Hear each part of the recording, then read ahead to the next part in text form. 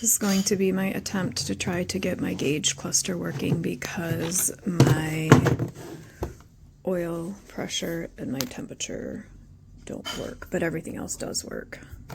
Okay, so now what we're going to do is measure the resistance between all of these different terminals, and that gives us our value. So the first one is IG to TU, which is really ignition to temperature. And it's supposed to be below 135, which it is. And then the next one is TU, so again, temperature to E, which this isn't labeled at all, but according to the picture, this is the right one. Oh, we're exactly, that one's supposed to be below 138, and it's 153. So that's a little high, but let's try the last one. IG, ignition to E.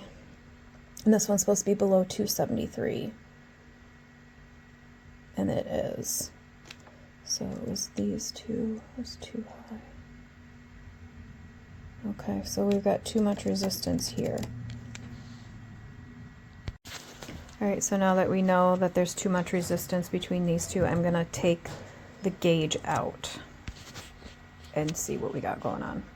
The goal is we're going to open up the whole back of this and expose the wiring behind it. So next thing we'll do is we'll take these 5 screws out, and that will pull off the tachometer. I'm going to take out these screws to pull our oil pressure and temperature gauge out. Next step is going to be taking all 4 of these little washer, nut, whatever things, and these 2 right here. So after you take all your little nuts off, you take this piece off carefully. There's supposed to be a little insulating disc that sits on top of here, but it doesn't have it, which, I mean, hopefully that's not a big deal. And then this comes off, and now we gotta look at this. So what we were checking for is that this little wire right here should be soldered to this metal little pointy thing, which it appears to be.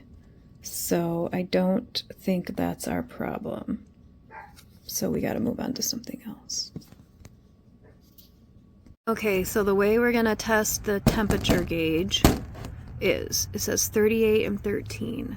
So come over here, we got 38 is green and 13 green and yellow. Okay, we follow. Move that around. Follow.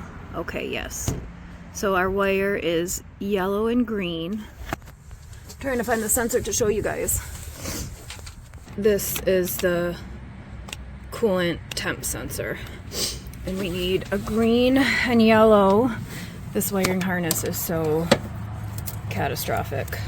But here's our green and yellow wire. So we're going to short this to our battery negative. And if the gauge, the temperature gauge in the cluster works, when we short this, it should peg to hot.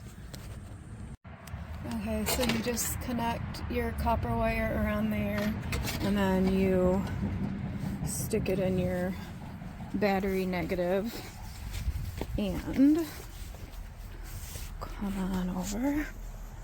And when we turn our key, if this gauge works, it will peg all the way to hot. It works. Sweet. Okay, and the next thing we have to do is wire up in the same way the wire for this one. So according to this diagram, this wire is yellow and red, but I've already spent a significant amount of time and there is no yellow and red. Hold on, I gotta get up here.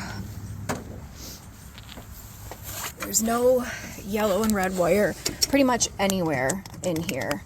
So what I have done is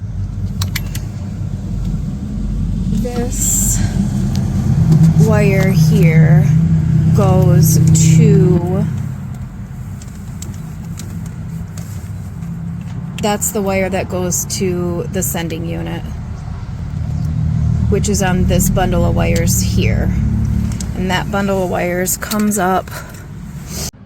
So the only possible choice from the wire bundle that comes from the sending unit is these two, the black and the yellow and black. So really the only possible choice is yellow and black. So we're gonna open this up. Okay, so the yellow and black comes in to this one here, which correspondingly is this one, which at this end you can see is still yellow and black. So I think that that is the wire that we need to short.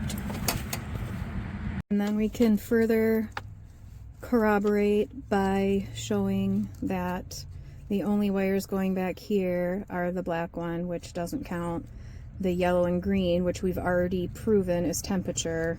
This one, I don't know what that is, but because the one coming off the sending unit is yellow and black, going into the connector is yellow and black, coming out of the connector is yellow and black, and then coming into the back of this gauge cluster is yellow and black. So I feel like that is all the confirmation I need to know that that's the correct wire.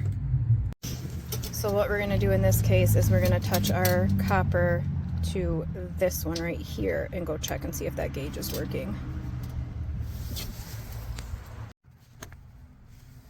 Alright, here we go. Turning the key with our wire shorted to battery negative.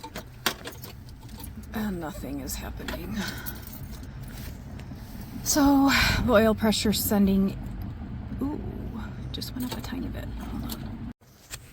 So because it went up like a tiny bit when it was shorted, that does tell me I'm confident that we have the right wire, but I'm not confident that this gauge actually works. It could be the wiring is bad and there's too much resistance and that's why it's not going up as high as it should. But I have a new sending unit on the way, so I'm gonna still install it and see what happens. And if the sending unit is good and the gauge is good, then this should start working. If it doesn't, even with a good new sending unit, then it's possibly the wiring and maybe the gauge is still okay. So that's further exploration needed.